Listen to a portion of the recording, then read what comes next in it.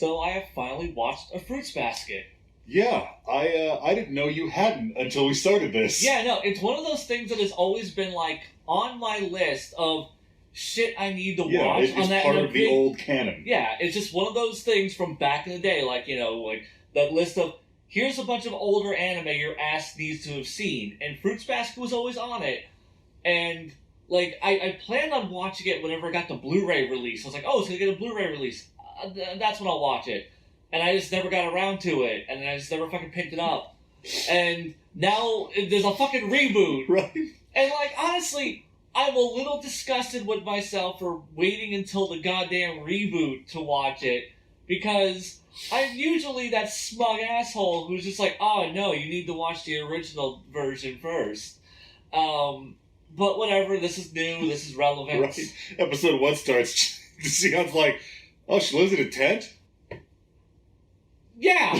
Honestly, okay, yeah, no, because, like, going into the show, all I knew about it was every female in their mid-20s fucking loves this anime, and that, like, when you hug, like, a member of that family, they turn into a member, like, an animal from the Zodiac, and the cat. Because apparently the cat is a part of the Chinese Zodiac. Mm-hmm. So, that's all I knew. So when it starts up, and I'm like, does that bitch live in a tent? Because she's like just standing outside, like, and I see the tent in the background. I'm like, wait, I've watched enough anime to know orphans don't live in tents in Japan. They live in, like, nice high-rise apartments. And are fairly well off for some reason. I thought just, Japan had, like, a really good, like, system for taking care of orphans. Nah, this bitch just lives in a tent. Oh, yeah. Not like over here where it's you starve on the street or become a Robin. Yeah, and... It's a hard program to get into. Very few open slots. So, there's always open slots for a Robin, let's be honest. It's like the weather in New England. Give it 20 minutes. Yeah, like, one of them's gonna die, or, like, be like, fuck you, Dad, I'm gonna go be this superhero instead. Something else, though, is, so Toru, the main girl, she is an orphan. She has, like, a totally baller mother who did not die of shoujo disease, she died of car. Shoujo disease could not claim her, for she was the mightiest. So they just... She had to get isekai to death. You were talking about, like, I wonder what isekai she got sent into, and oh my god, now I just want a fucking isekai that is like a purgatory for awesome anime moms. Just every fucking awesome anime mom, it's just like where they go in every fucking anime. It's a farm upstate where they've got plenty of room to run around. It's like I want an isekai for that, and an isekai for every wife of a superhero. Like Narnia, you have to open the special fridge to get there. Oh.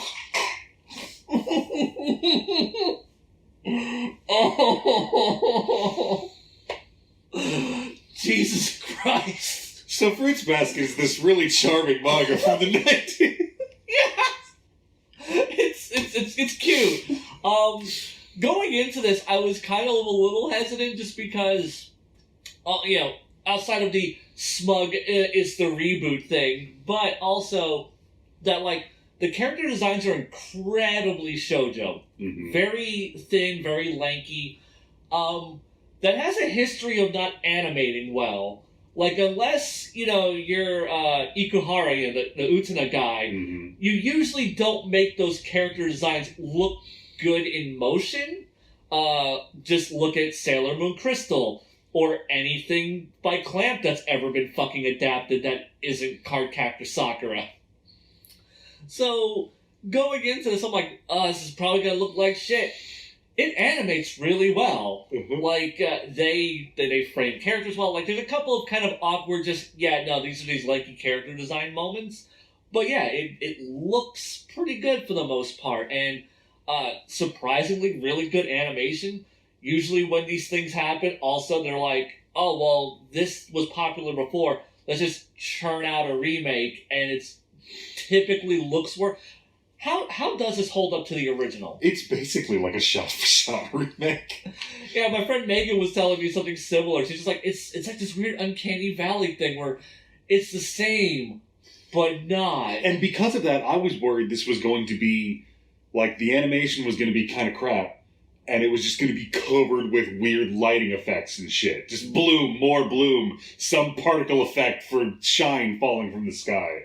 But no, they made it, well, it looks good. Yeah, like it's like I don't know how well directed or well made the original series was. I'm assuming it was well made because of how popular it was. Just imagine this one hand drawn with more film grain, and you've got the original. Okay, I was at the original with Digipaint.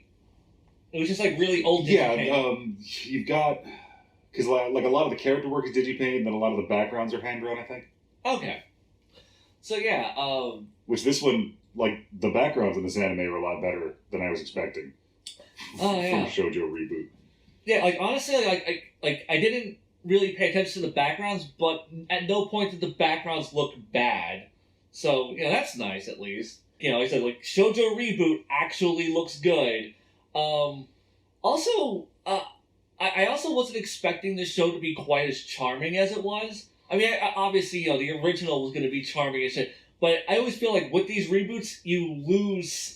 Like especially with modern shoujo, everything always has to be like really, as you're talking about, bloom effects and just look how nice this looks, and it usually gets the Clannad effect, but Clannad was actually funny and charming and well written, so I carried it. But like this had like a lot of snappy energy that popped up every so often, especially like when you have like the bitches at school. Being like, how dare you talk to the prince? Yeah, speaking of Utna-esque. Yeah, just straight up, those bitches are straight from Utna. Yeah, I mean, the show has, like, the joke has always been Fruits Basket is basically Utna and Ranma 1/2 pushed together. Okay, yeah, I can totally see that. They definitely have similar energies.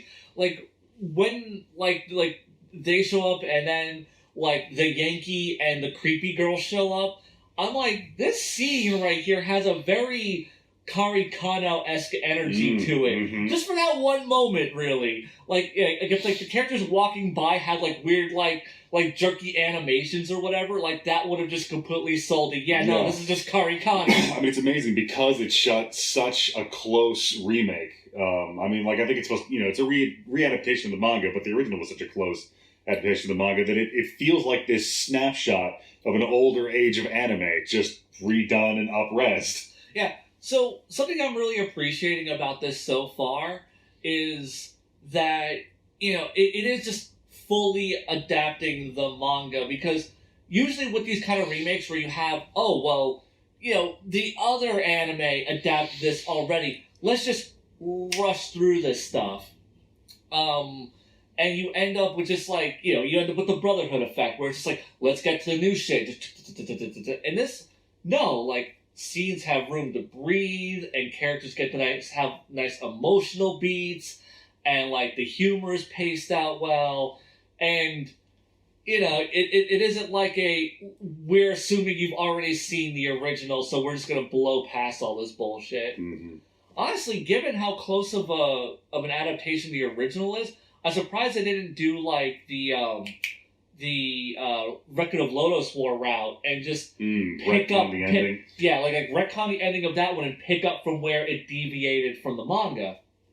Because I know Black Butler did that not too long ago, or actually I guess it was a fairly long time ago now, but still, like they went back and they started adapting things from the manga, being like, okay, remember the curry contest, like from like. Snap off there, and this is where this storyline picks up from, and they did like a season, an OVA, and a movie of that, and so like I'm kind of surprised like just how close the adaptation is that they just didn't go that route, but also given how this is clearly a whole new production team. Apparently they have like new directors, new composers, new character designers.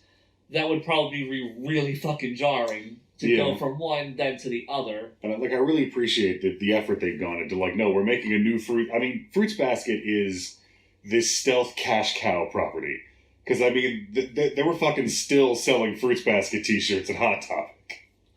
Yeah, Fruits Basket has been this... Like, Nana was not as merchandisable as Fruits Basket was. Which is really weird when you think about it. Because I feel like... The one that doesn't have all the animal mascots? Well, okay. More of just that, like, Fruits Basket has still permeated culture for as long as it has. And, like, when Nana came out, like, you couldn't escape Nana. Mm-hmm. Like, the couple of years that Nana was really relevant, when the manga really picked up in popularity and the anime came out and had a live-action movie, like, literally every fucking person, like, every girl that we knew was fucking just reading Nana or watching Nana. Mm-hmm. We eventually jumped on that train when the anime came out in the States, and we're like, fuck, god damn it, Nana was really good. Because I picked up the manga for Nana, I was like, Shoujo bubbles everywhere. Then I found out, oh wait, that was probably an intentional affectation because of, oh no. But yeah, so it's always kind of weird that, like, just, like, Fruits Basket had to have been something really fucking special.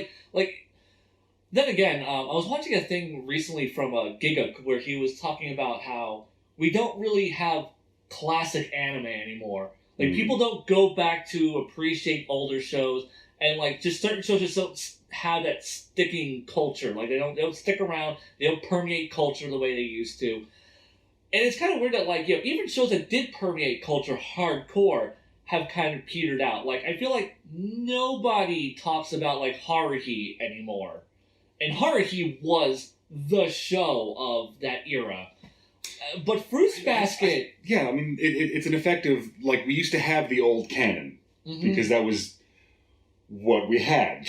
See, like, okay, for reference, the old canon, if you're not an old taku like we are, is the, like, just... like, the anime that everyone needs to watch. And everyone did. Like, this... And you go to a convention, there's 5,000 people. Everyone's seen at least 15 of these shows. Yeah. You know, you would walk up to any crowd of otaku, everyone had seen Ranma 1/2, Neon Genesis Evangelion, Utena, Fruits Basket, like, you know, you had... DBZ, Slayers, the whole Toonami set. Yeah, like, the whole stuff from Toonami, obviously, Outlaw Star, Bigo, like, Rurouni Kenshin, Trigun, Cowboy Bebop, you know, like, some of these have still permeated culture just because Adult Swim will never stop airing them. But yeah, it just seems like a lot of these shows have just kind of gone to the wayside now, and just, like people just don't go back to watch this, so it's just like when I'm talking about, like, oh yeah, Utena, one of the greatest fucking anime ever made. Uta what now? I'm like, oh. Yeah, because, I mean, like, it used to be, you had, you know, the anime community. Well, now you've got old fuckers and the people who watch the seasonal stuff. It's a whole different ballgame. Yeah, no, and it's one of those things I feel like my audience doesn't really understand about me, where I'm like, no, I'm not watching the new seasonal anime. It's like, but it's the new popular thing. I don't give a shit. You know how much awesome old anime there is? I still haven't seen Legend of the Galactic Heroes, and that's actually legally streaming now. I don't have excuses anymore. Like, there's so much awesome old shit that has influenced all this modern shit, and plus, a lot of modern shit is just the same shit over and over and over again, and I do not find that interesting. But yeah, like, Fruits Basket, though, I'm really happy that I'm finally getting to see it, and it's actually living up to its hype. Mm-hmm. It is just That's the miracle of Fruits Basket. It is just as charming as I thought it was going to be. It's just as... it's a lot funnier than I was expecting. Yeah, it's like... Fruits Basket was actually the poster child of the dramedy back in the day. Because, like, some animes have like, a tone, and they stick to that tone. And, you know, sometimes it goes back and forth, because that's how tone works. Fruits Basket doesn't live in the middle of the tone spectrum, ever. It's either all the way over here, or all the way over here, or up, or down, and it's just throwing punches from random directions at full speed all the time. Yeah, so speaking of just its tone shifts that it does, when Toru does her analogies, and it's like, I'm just like, oh my god, they're so dumb and they're so cheap. But, like, everyone in universe realizes that she's really bad at analogies, but at the end of each analogy, she really just kind of like hits like a good emotional core. Like the plum one. The plum one. That's the one. It is, like, that was the one where, like, when she's doing it, I'm like, this is so fucking stupid. But by the end of it, I'm like, aw, that's really sweet. Toru. Really, yeah. Like, oh my god. I realized that, like, we jumped into this just assuming that anyone watching knows what the fuck Fruits Basket is. Which they should. Yeah, no, There is now no any kind of excuse. Right, like, there is a new one. It's the seasonal thing. You know, I am meeting you people halfway, and I am watching the new seasonal thing. Oh my god. Fucking Kyo in the dub. It's the most gorgeous, cute thing ever. Hey, you've got one too. So, yeah, I love how the moment Kyo showed up, I just looked at you, and I was just like, he's voiced by Justin Cook in the dub, isn't he? And you just laughed. He is just so obviously, the moment he shows up, I'm like, I bet that guy was voiced by Justin Cook. Because he is Yusuke, like, he is Yusuke trapped in a shoujo. He's great. But yeah, no, like, if you've never fucking seen Fruits Basket, Orphan Girl ends up living in this house of people, and their entire family line, if they are embraced by someone, they turn into one of the animals of the Zodiac. Each character represents a different animal of the Zodiac. And the cat. What is up with the... So, like, the cat is not a part of the Zodiac. Right. But there's, like, some sort of fairy tale, I guess? That it's an old folktale about the cat. Okay, so they are... So their Zodiac is represented by this fairy tale, so that's why the cat gets to be there. Mm-hmm. So yeah, I like how just the grumpiest piece of shit is the cat. Just, but yeah, it's a weird ass premise. I fucking love when one girl goes to like hug Kyo, and he just grabs her, flips her, like grabs her by the arm, and puts it behind her back, like, bitch, don't you fucking touch me. God, the flashback about the rumor about the girl trying to hug, oh my god, I forget his name every time. Yeah, but his first name. Oh. Yuki. Fucking Yuki. He's a brat. Okay, so, because of because they kept jumping between, like, Soma and Yuki, like, I actually was forgetting, like, which characters' names were which because they were jumping around to that, and I never caught the dog's name. I could have told you 4 seconds ago before you asked me. Damn it. Ain't that a bitch? Like, I swear, I'm going to be at work. Because in my head, he's just labeled as high school girls, high school girls. It's going to be great, because, like, a couple hours from now, I'm going to be at work, and you're going to text me, it's blah, blah, blah, I remember. But yeah, So is he just the high school girls guy? Okay. He's amazing. Yeah, like, I love how he's constantly juxtaposing being, like, the serious adult one of the group while also being the biggest fucking asshole of the group. Mm-hmm. Like, the moment he finds out Toru lives in a fucking tent, you're fucking homeless. Really, I think that is emblematic of Fruits Basket and why its schizophrenic tone comes together. Because all it does is just not pull its punches. If something is cute or charming, it's that all the way. If something is tragic, it's that all the way.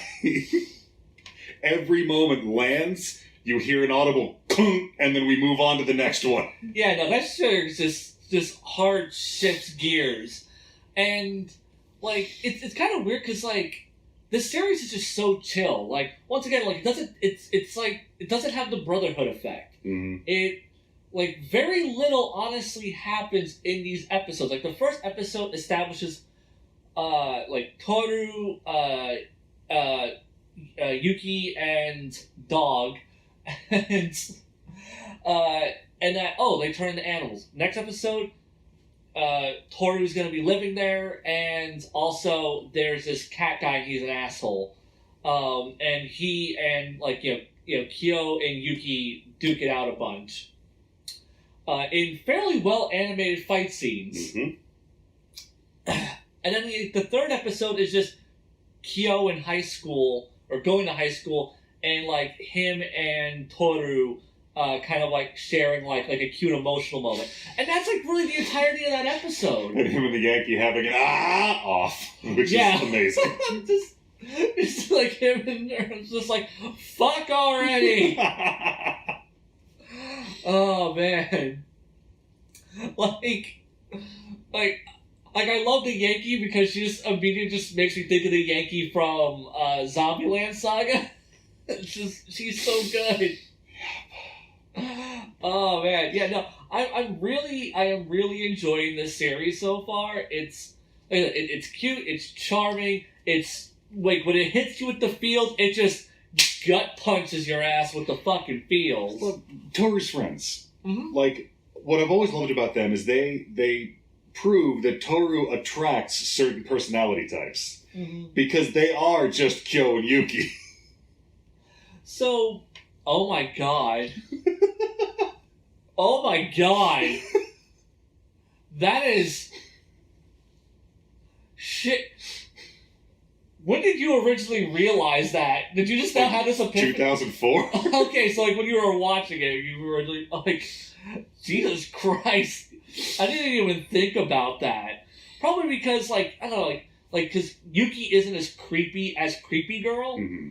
But yeah, they do have similar energies. Now, the worst interpretation of this is, because, we get into it's a shoujo, so we get into a little bit of a love triangle thing, is that her friends are there as a plan B. Like, they'll catch whichever one she drops.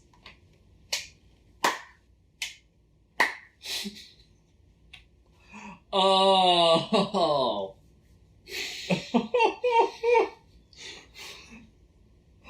Oh, yeah, so Toru's friends, like, I honestly was expecting, because of the nature of how these shows usually go, it's just like, oh, here are her friends who are introduced in the first episode. You're never gonna see them again. You go sit over there with a Magasaki and die.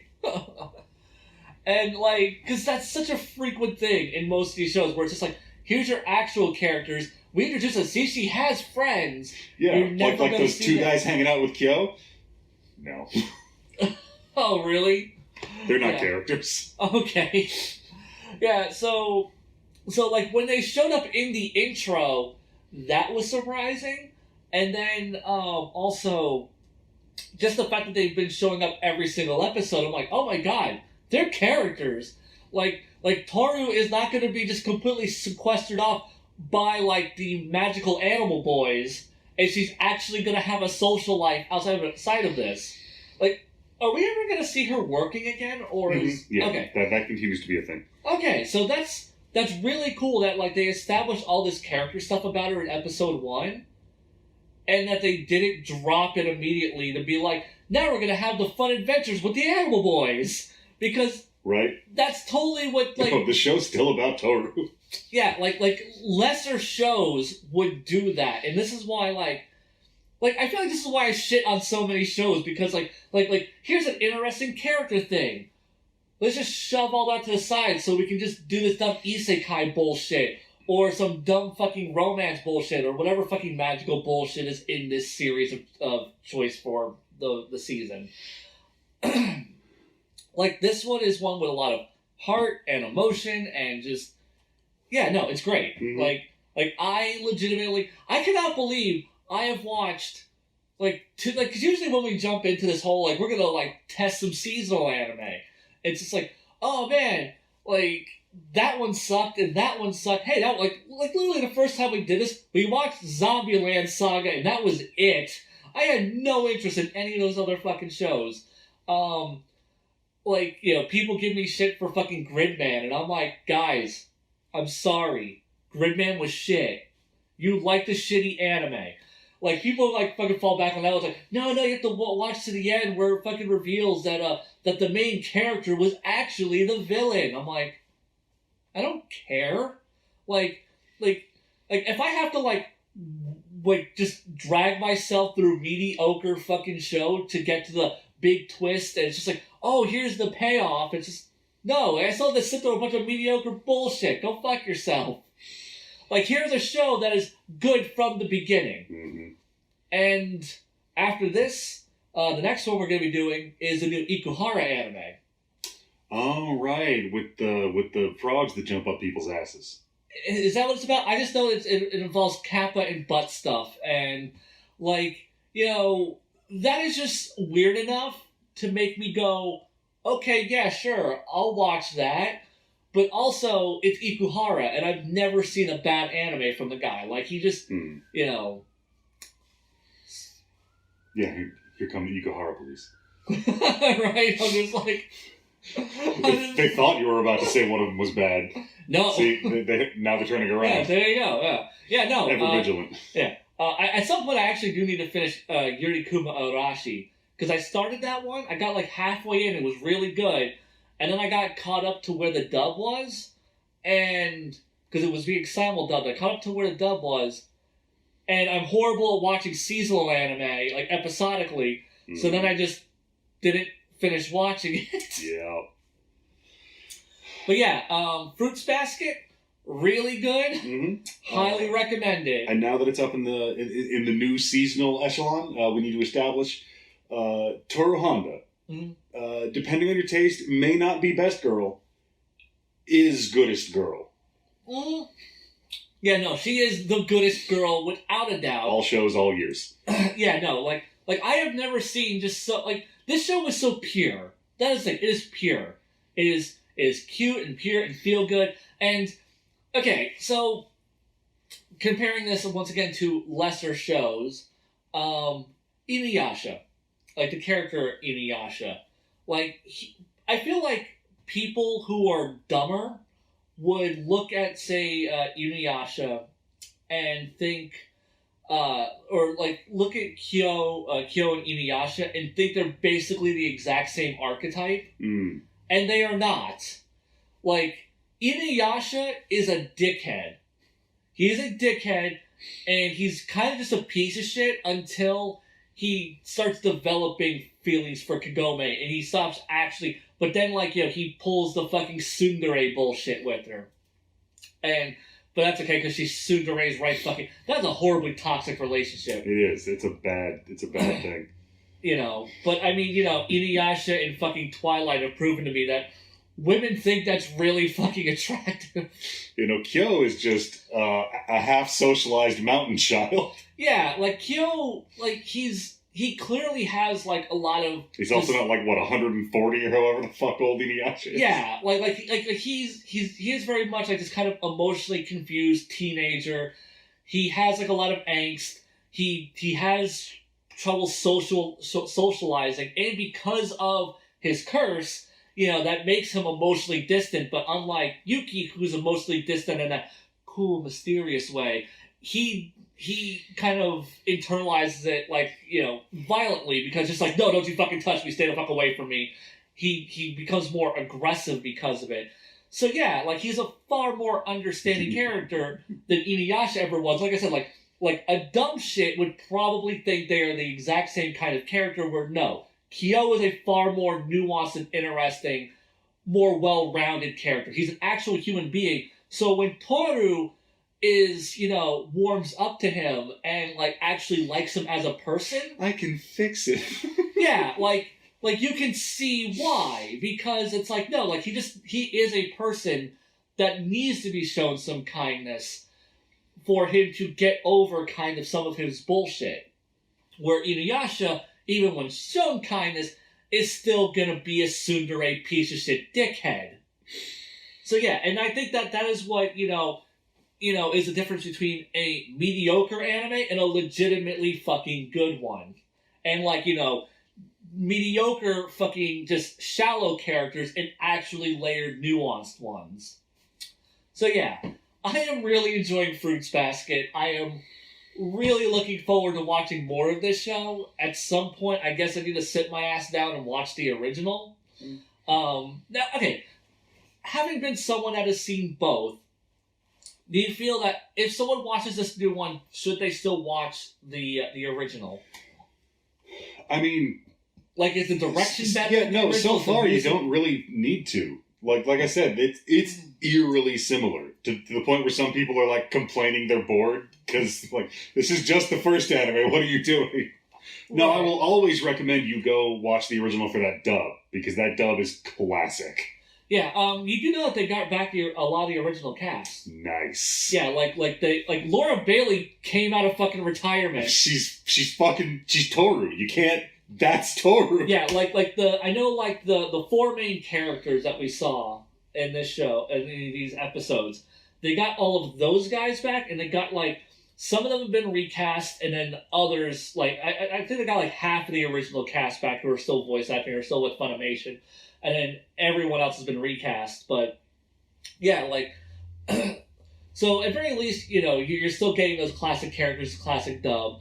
Like I said, you know, my friend Megan has been watching it dubbed, and she's just like, it's so weird. It's just this uncanny. It's like the same voices. Yeah, no, that's gonna it's be the same weird. Story, but it's all like the same framing and everything, but it's just Right.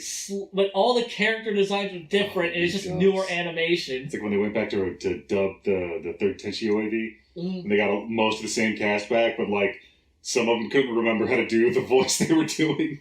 At very least, luckily, Justin Cook has one voice. He can't fuck it up. Like, that is just a thing. Like, Justin Cook cannot fuck up his own voice. Because he has that one jackass voice for everything. And Laura Bailey is just, like, infinitely talented. Mm-hmm. Like, I'm so glad she's voice acting again, because, like, Monica Rial is awesome, but I'm kind of tired of seeing her in every fucking thing. So yeah, Fruits Basket, you don't have an excuse. He even says, you don't even need to watch the original now. Like, because I was really expecting this was going to be like, at very least, like, oh, like you need to watch the original because it had a better score and it was better directed and had more atmosphere. But like, I mean, it had more like still frame watercolor smears.